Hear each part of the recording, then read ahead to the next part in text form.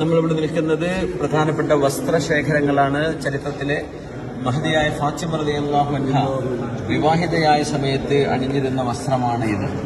The bridal veil of Fatima റളിയല്ലാഹു അൻഹ. ഇത് ഇമാം ഹുസൈൻ റളിയല്ലാഹു അൻഹുവിന്റെ തലപ്പാവാണ്, ഈ നീല നിറം. അവിടെ കാണുന്നത് സയ്യിദുന അലി റളിയല്ലാഹു അൻഹു ഉപയോഗിച്ച തലപ്പാവുകളാണ്. 1, 2, 3 അലി റളിയല്ലാഹു അൻഹുവിന്റെ തലപ്പാവാണത്. ഇവിടെ കാണുന്നത് ഹുസൈൻ റളിയല്ലാഹു അൻഹുവിന്റെ ഒരു പുതപ്പിന്റെ കഷ്ണമാണ്, അവർ ഉപയോഗിച്ചിരുന്ന ഒരു പുതപ്പിന്റെ കഷ്ണമാണിത്. ഹുസൈൻ റളിയല്ലാഹു അൻഹു തങ്ങളുടെ പേരക്കുട്ടി.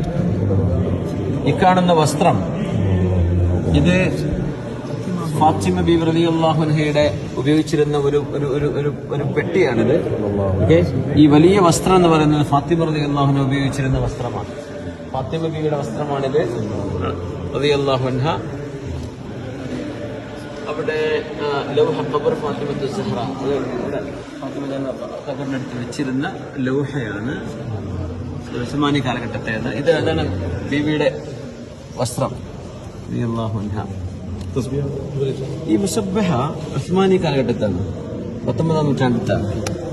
ഇത് നോക്കണം, ഇതിവിടെ യുദ്ധത്തിന് പോകുമ്പോൾ അസ്മാഉൽ ഹുസ്നകളൊക്കെ മഖ്തൂത്താത്തുകളൊക്കെ സാറേ അവർ ചെയ്തിരുന്നു.